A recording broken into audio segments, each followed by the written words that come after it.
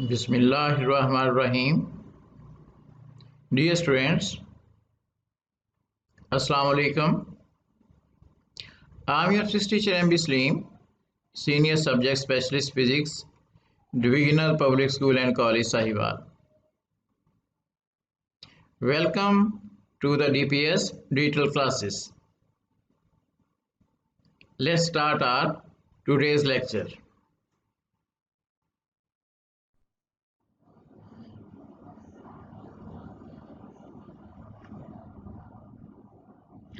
आज हम chapter number 3 force and motion के बारे में पढ़ेंगे। इससे पहले आप rest and motion, speed, velocity, acceleration, force और वेलोसिटी टाइम ग्राफ के बारे में पढ़ चुके हैं। आज हमने न्यूटन्स लॉज ऑफ मोशन सीखने हैं। डियर स्टूडेंट्स, किसी भी आर्टिकल को सीखने के लिए उसमें इस्तेमाल होने वाली बेसिक टर्म्स को जानना बहुत ज़रूरी है, वरना आप उस आर्टिकल को क्रैम तो कर सकते हैं, आप उसको अंडरस्टैंड नहीं कर सकते।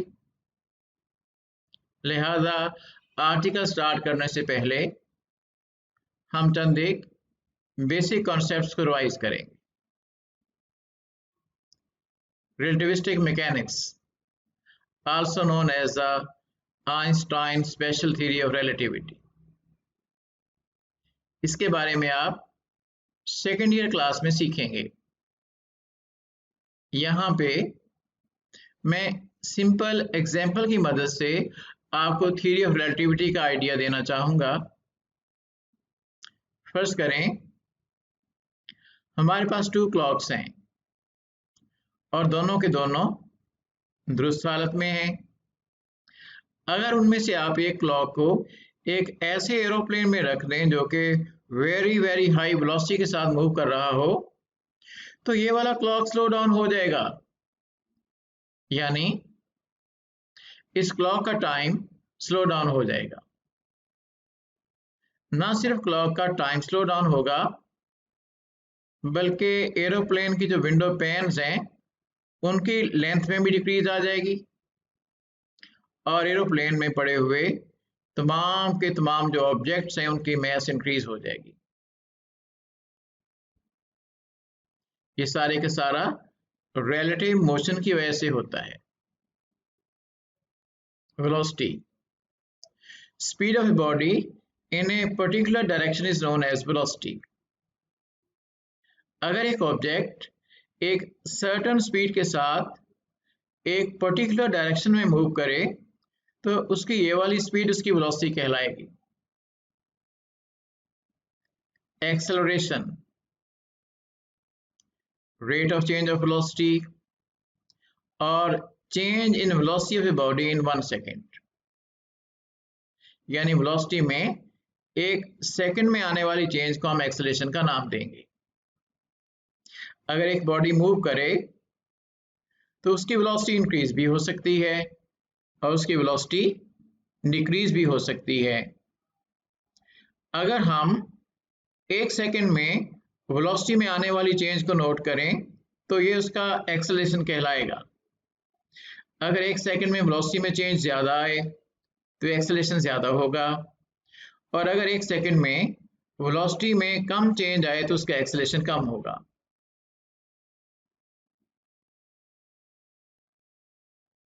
Force, we cannot see force, but we can observe the effects of force. Force changes or try to change the state of rest or uniform motion of a body. यानी अगर हम किसी बॉडी के ऊपर force लगाएं तो लगाए जाने वाली ये फोर्स या तो उसकी स्टेट ऑफ रेस्ट को चेंज कर देगी या उसकी स्टेट ऑफ रेस्ट को चेंज करने की कोशिश करेगी।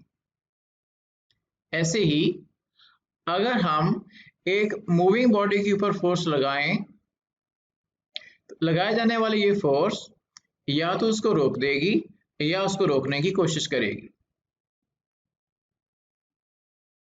मिसाल के तौर पे अगर मैं टेबल के ऊपर पड़ी हुई एक बुक के ऊपर फोर्स लगाऊं तो ये फोर्स उसकी स्टेट ऑफ रेस्ट को चेंज कर देगी। लेकिन अगर मैं इतनी ही फोर्स एक दीवार के ऊपर लगाऊं तो ये फोर्स दीवार की स्टेट ऑफ रेस्ट को चेंज नहीं करेगी, बल्कि उसकी स्टेट ऑफ रेस्ट को चेंज करने की कोशिश करेगी। डायग्राम में आप देख रहे हैं कि एक आदमी ड्रम को मूव करने की कोशिश कर रहा है। जब ये इसके ऊपर फोर्स लगाएगा तो या तो ये ड्रम को मूव कर लेगा या उसको मूव करने की कोशिश करेगा। अब हम फोर्स को दोबारा से डिफाइन करते हैं। फोर्स चेंजेस और try to change the state of rest और uniform motion of a body. Balanced forces.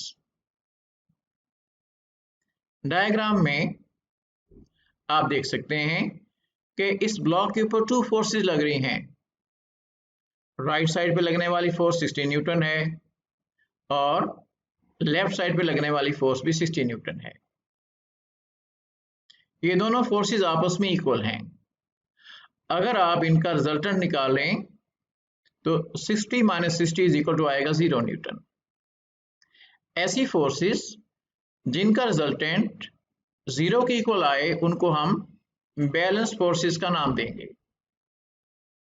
अब ये सेकंड वाली डायग्राम में आप देख सकते हैं कि राइट साइड पे लगने वाली फोर्स 60 न्यूटन है, जबकि लेफ्ट साइड पे लगने वाली फोर्स 20 न्यूटन है। अगर आप इसका रिजल्टेंट निकालें तो आएगा 60 minus 20 is equal to 40 newton. इसमें 60 न्यूटन फोर्स और 20 न्यूटन फोर्स जो है इनको हम अनबैलेंस फोर्सेस का नाम देंगे,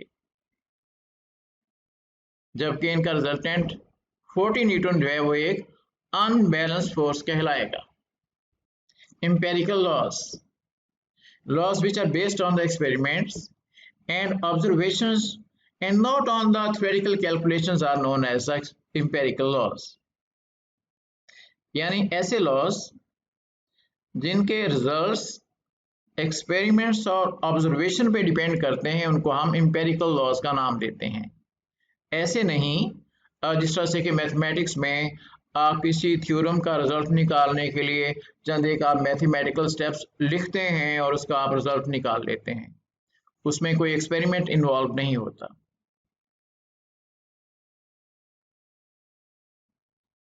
Newton's laws of motion.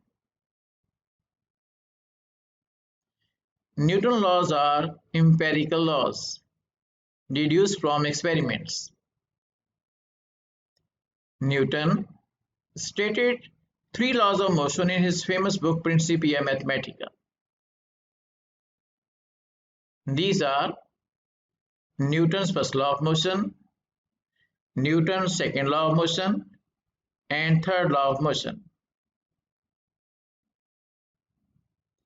These laws are applicable for bodies whose velocities are small as compared to the velocity of light. In order to study the motion of the bodies moving with very high velocities comparable to the velocity of light, Einstein's special theory of relativity is used। यानी Newton के कवानीन को हम उन objects के ऊपर apply करेंगे जिनके साथ हमारा वास्ता डेली लाइफ में पड़ता है। मिसाल के तौर पे अ मूविंग कार और एक फ्लाइंग एरोप्लेन, ये ऐसे ऑब्जेक्ट्स हैं जिनकी वेलोसिटी लाइट के मुकाबले में इंतहाई कम है, लिहाजा इनकी मूवमेंट को स्टडी करने के लिए हम न्यूटन के कवानीन को अप्लाई कर सकते हैं।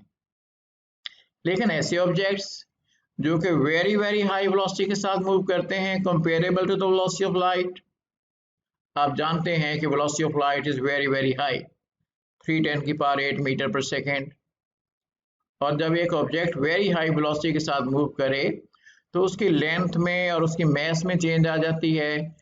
तो इस सूरत में हम ऐसे ऑब्जेक्ट्स की मूवमेंट को स्टडी करने के लिए स्पेशल थ्योरी ऑफ रिलेटिविटी को अप्लाई करेंगे। अब हम Newton first law of motion को डिस्कस करेंगे। According to Newton first law of motion, a body at rest remains at rest, and a moving body continues its state of motion along a straight line with a uniform velocity unless acted upon by some unbalanced external force. Newton के first law के दो parts हैं। पहले वाले हिस्से में कहा गया है कि अगर एक ऑब्जेक्ट रेस्ट में है तो वह हमेशा हमेशा रेस्ट में ही रहेगा, बशर्ते कि उसके ऊपर कोई बैरूनी फोर्स ना लगे। और दूसरे वाले हिस्से में कहा गया है कि अगर एक ऑब्जेक्ट मूव कर रहा है तो वो हमेशा हमेशा यूनिफॉर्म वेलोसिटी के साथ मूव करता रहेगा, बशर्ते कि उसके ऊपर कोई बैरूनी फोर्स ना लगे। पहले हम इसके फर्स्ट पार्ट को डिस्कस करेंगे। डायग्राम में आप देख सकते हैं कि कुछ बुक्स जो हैं वो टेबल के ऊपर पड़ी हुई हैं और ये रेस्ट में है। अगर हम इनके ऊपर कोई बैरूनी फोर्स ना लगाएं तो ये हमेशा हमेशा रेस्ट में ही रहेंगी। अब हम न्यूटन फर्स्ट लॉ के सेकंड पार्ट के बारे में बात करते हैं। इसमें कहा गया है कि एक मूविंग बॉडी हमेशा हमेशा मूव करता रहेगा, बशर्ते कि उसके ऊपर कोई बैरूनी फोर्स ना लगाई जाए। जिस तरह आप वीडियो में देख सकते हैं कि एक मूविंग फुटबॉल है, लेकिन यहाँ पे हमने क्या देखा कि फुटबॉल कुछ फासला तय करने के बाद रुक गया। हालांकि न्यूटन के फर्स्ट लॉ के मुताबिक इसको हमेशा हमेशा मूव करते रहना चाहिए था। असल में बात यह है कि फुटबॉल के ऊपर कुछ एक्सटर्नल फोर्सेस लग रही हैं, जिस तरह से एयर रेजिस्टेंस है, फोर्स ऑफ ग्रेविटी है, and there is also force of friction between the football and the ground. अगर हम इन फोर्सेस को रिमूव कर दें तो ये फुटबॉल हमेशा हमेशा मूव करता रहेगा और ये कभी भी स्टॉप नहीं होगा।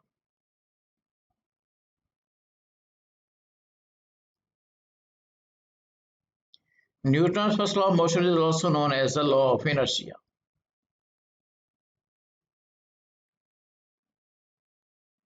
अब हम inertia की definition डिस्कस करेंगे।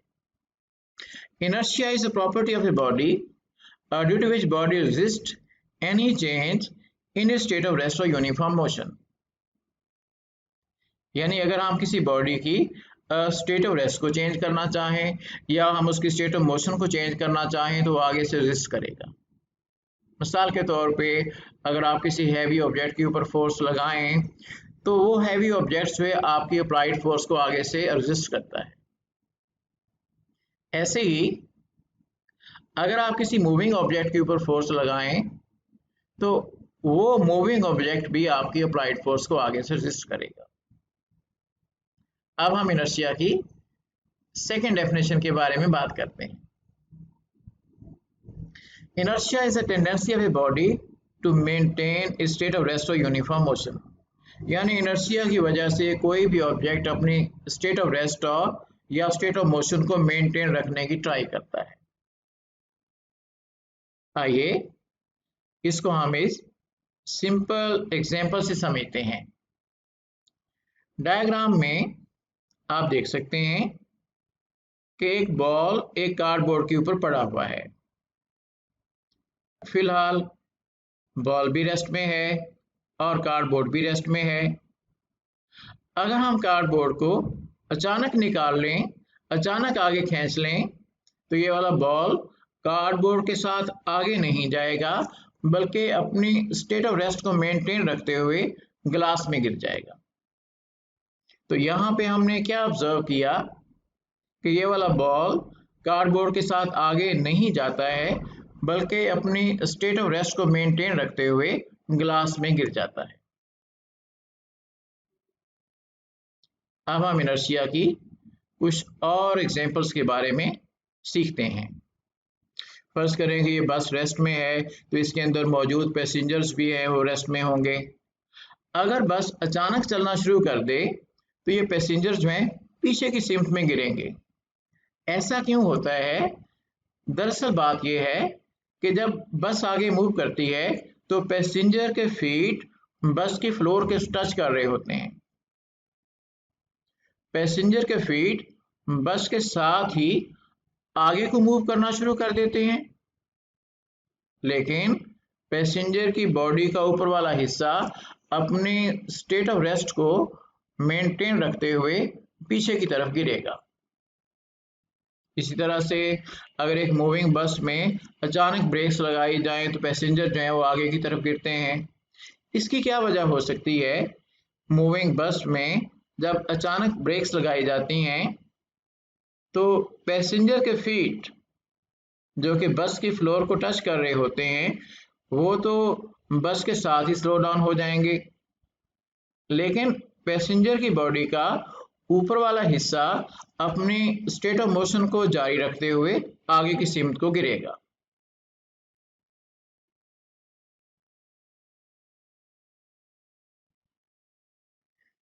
The greater is the inertia, the stronger is the tendency to maintain a state of rest or uniform motion.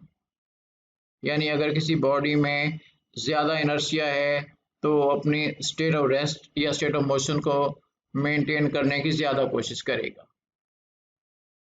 Inertia of a body depends upon the mass of the body. Greater the mass, greater the inertia, and smaller the mass, smaller the inertia. अगर किसी body की mess ज़्यादा है तो उसमें inertia भी ज़्यादा होगा, और अगर उस बॉडी की मैस स्मॉल है तो उसमें इनर्शिया भी स्मॉल होगा। आइए अब इसको हम एक सिंपल एग्जांपल से सीखते हैं। डायग्राम में आप देख सकते हैं कि दो कार्स हैं जिनमें से छोटे वाली कार की मैस कम है जबकि बड़े वाली कार की मैस ज़्यादा है। अगर हम छोटे वाली कार के ऊपर फोर्स लगाएं तो इसको हम आसानी से एक्सेलरेट कर सकते हैं, लेकिन अगर आप इतनी फोर्स बड़ी कार के ऊपर लगाएं तो उसको एक्सेलरेट करना, उसकी स्टेट ऑफ रेस्ट को चेंज करना मुश्किल है, क्योंकि उसकी मैस ज़्यादा है, इसलिए उसमें इनर्शिया भी ज़्यादा है, लिहाजा उसकी स्टेट को चेंज करना हमारे लिए मुश्किल होगा।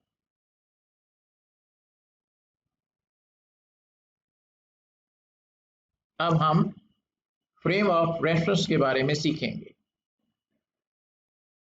A set of coordinate axes required to locate the position of an object in a plane or in the space is called the frame of reference. यानी ये वाला x एक्सिस और y एक्सिस जो है इनको हम फ्रेम ऑफ रेफरेंस का नाम देते हैं। इनकी मदद से आप किसी भी पॉइंट की पोजीशन को लोकेट कर सकते हैं।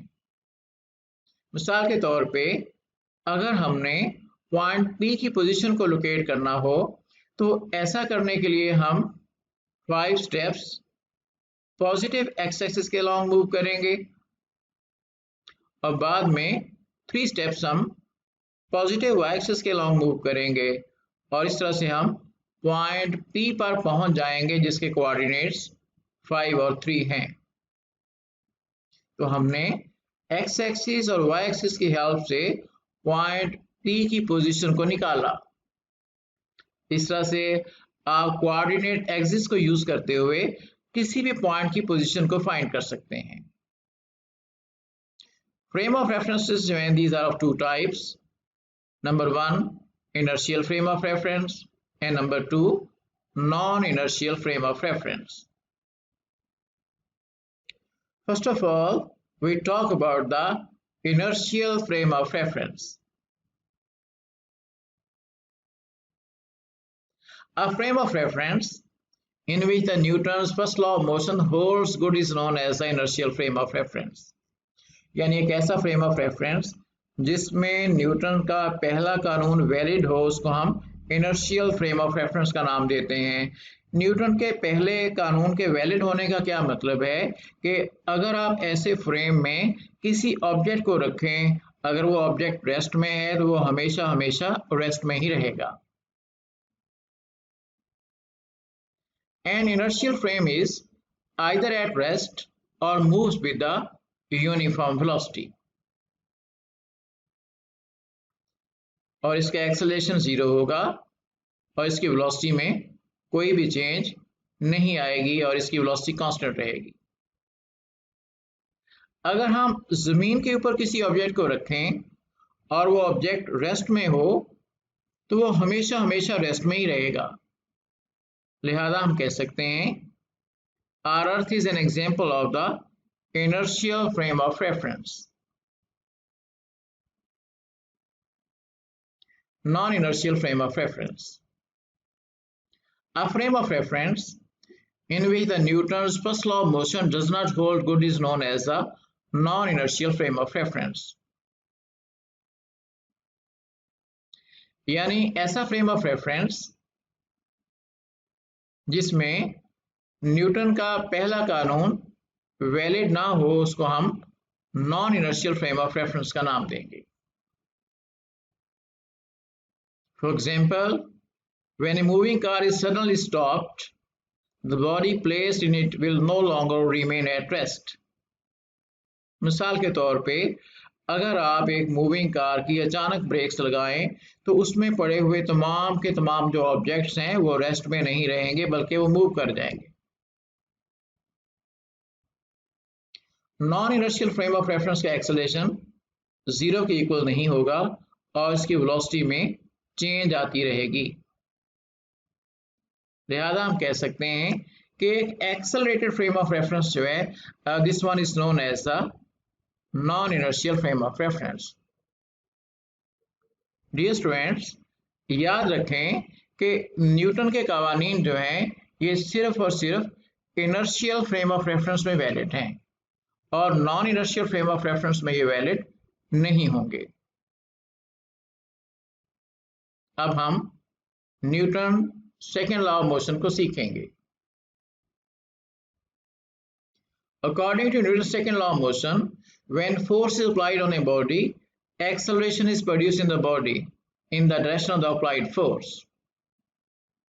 Magnitude of this acceleration is directly proportional to the applied force and inversely proportional to the mass of the body. यानी एक्सेलरेशन में और अप्लाइड फोर्स में डायरेक्टली प्रोपोर्शनल का रिलेशन है।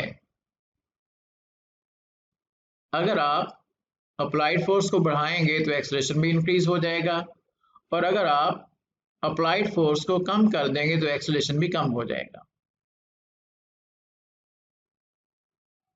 आप इस वीडियो में देख सकते हैं कि बच्चे जो हैं कार को एक्सेलरेट करने की कोशिश कर रहे हैं। जैसे ही ये अप्लाइड फोर्स को बढ़ाते हैं तो कार की वेलोसिटी में आने वाली चेंज भी इंक्रीज हो जाती है, कार का एक्सेलरेशन भी इंक्रीज हो जाता है।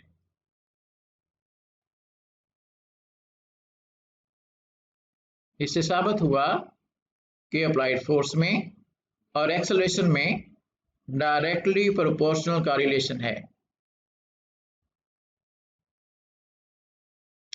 Magnitude of the acceleration is inversely proportional to the mass of the body, यानी एक्सेलरेशन में और मास में इनवर्सली प्रोपोर्शनल का रिलेशन है। अगर आप किसी ऑब्जेक्ट की मास को बढ़ा दें तो उसका एक्सेलरेशन कम हो जाएगा और अगर किसी ऑब्जेक्ट की मास को आप कम कर दें तो उसका एक्सेलरेशन ज्यादा हो जाएगा। अब इसको हम इस वीडियो की हेल्प से सीखते हैं। ये पहले वाला बॉल जिसकी मास स्मॉल है, जब इसके ऊपर फोर्स लगाई गई तो इसकी वेलोसिटी में ज्यादा चेंज आई, लिहाजा इसमें ज्यादा एक्सेलरेशन पैदा हुआ। और ये सेकंड वाला बॉल जिसकी मास पहले वाले बॉल के मुकाबले में ज्यादा है, जब इसके ऊपर सेम फोर्स लगाई जाए तो इसकी वेलोसिटी में कम चेंज आएगी, यानी इसमें एक्सेलरेशन भी कम पैदा होगा। इसमें हमने क्या देखा कि मास को बढ़ाने से एक्सेलरेशन कम हो जाता है और मास को कम करने से एक्सेलरेशन ज्यादा हो जाएगा, यानी एक्सेलरेशन में और मास में इनवर्सली प्रोपोर्शनल का रिलेशन है। अगर हम इक्वेशन नंबर 1 और इक्वेशन नंबर 2 को आपस में मिलाएं तो F is equal to ma होगा। This one is the mathematical form of the Newton's second law of motion. अब हम फोर्स के यूनिट के बारे में बात करेंगे। SI unit of force is newton. अब यूनिट का मतलब क्या होता है कि how much force is taken equal to 1 और how much force is taken equal to 1 newton. 1 Newton is a force which can produce an acceleration of 1 meter per second square in a body of mass 1 kilogram। यानी 1 Newton force ऐसी force होगी जो कि 1 kilogram की mess में 1 metre पर second square के acceleration पैदा कर सके। फर्ज करें हमारे पास एक ब्लॉक है और इसकी मैस 1 किलोग्राम है। हमने इसके ऊपर फोर्स लगाई। अगर लगाए जाने वाली ये फोर्स इस ब्लॉक में 1 मीटर पर सेकंड स्क्वायर के एक्सेलरेशन पैदा कर दे तो लगाए जाने वाली ये फोर्स 1 न्यूटन की इक्वल होगी। Newton's third law of motion. According to Newton's third law of motion, action and reaction are equal in magnitude but opposite in direction। यानी एक्शन और रिएक्शन आपस में तो इक्वल होते हैं लेकिन डायरेक्शन में एक दूसरे के ऑपोजिट होंगे। अगर दो बॉडीज इंटरेक्ट करें then they will exert equal and opposite forces। इसी तरह से अगर ये कार दीवार के साथ टकरा जाए तो ये कार दीवार के ऊपर एक्सटर्नल फोर्स लगाएगी और इसके रिएक्शन के तौर पे दीवार कार के ऊपर एक रिएक्शनल फोर्स लगाएगी। ये दोनों फोर्सेस आपस में इक्वल होंगी लेकिन डायरेक्शन में एक दूसरे के ऑपोजिट होंगी। यानी action reaction are equal in magnitude but opposite in direction। Whenever one body exerts a force on the other body, the second body will also exert the force on the first body। These forces are equal in magnitude but opposite in direction। Dear students, actional and the reactional forces never act on a single body। These forces will act on the two different bodies।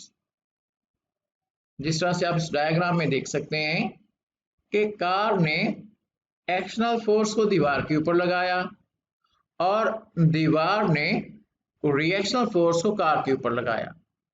यानी एक्शनल और reactional forces जो हैं they will not act on the single body, these will act on the two different bodies. अब हम third law of motion की कुछ और examples को डिस्कस करेंगे। आप देख सकते हैं कि टेबल के ऊपर पड़ी हुई बुक जो है वो टेबल के ऊपर डाउनवर्ड फोर्स लगाती है और इसके रिएक्शन के तौर पे टेबल बुक के ऊपर अपवर्ड फोर्स लगाता है। ये दोनों फोर्सेस आपस में इक्वल लेकिन डायरेक्शन में एक दूसरे के ऑपोजिट हैं। इसी तरह से रॉकेट प्रोपल्जन में जब रॉकेट ऊपर की सिमत को मूव करता है तो हॉट गैसेस जो हैं वो नीचे को आती हैं और इनके रिएक्शन के तौर पे रॉकेट ऊपर को जाएगा।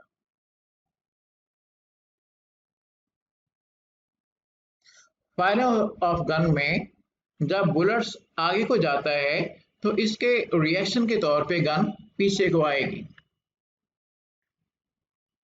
इसी तरह से स्विमर्स स्विमिंग के दौरान अपने हाथों से पानी को पीछे की तरफ धकेलते हैं और इसके रिएक्शन के तौर पे वो आगे की सिमत को जाते हैं। एक बोट में चप्पुओं की मदद से पानी को पीछे को धकेला जाता है और इसके रिएक्शन के तौर पे बोट आगे जाती है। एक डाइवर डाइविंग बोर्ड को अपने फीट के साथ नीचे की सिमत में पुश करेगा और इसके रिएक्शन के तौर पे डाइविंग बोर्ड डाइवर के ऊपर की सिमत में फोर्स लगाएगा। लिहाजा ये डाइवर ऊपर की सिमत में जंप लेगा और बाद में कलाबाजियां खाएगा। यहाँ पे भी एक्शनल और रिएक्शनल फोर्सेस हैं वो आपस में इक्वल होंगी, लेकिन डायरेक्शन में एक दूसरे के opposite.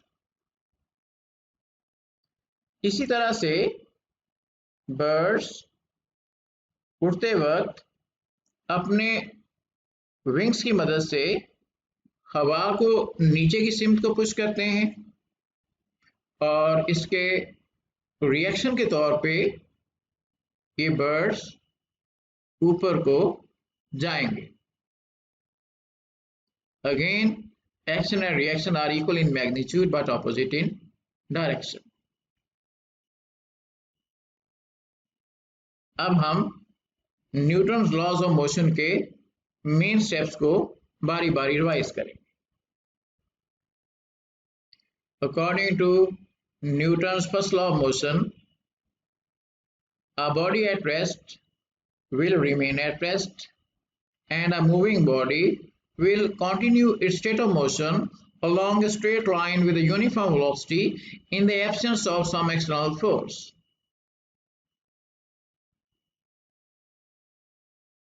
Inertia. Inertia is the tendency of a body to maintain its state of rest or uniform motion. According to Newton's second law of motion, when force is applied on a body, acceleration is produced in the body. This acceleration is directly proportional to the applied force and inversely proportional to the mass of the body. या mathematically लिख सकते हैं F is equal to ma. According to third law of motion, action and reaction are equal in magnitude but opposite in direction. इसके साथ ही हमारे आज का lecture का टाइम खत्म हुआ। Thank you for watching.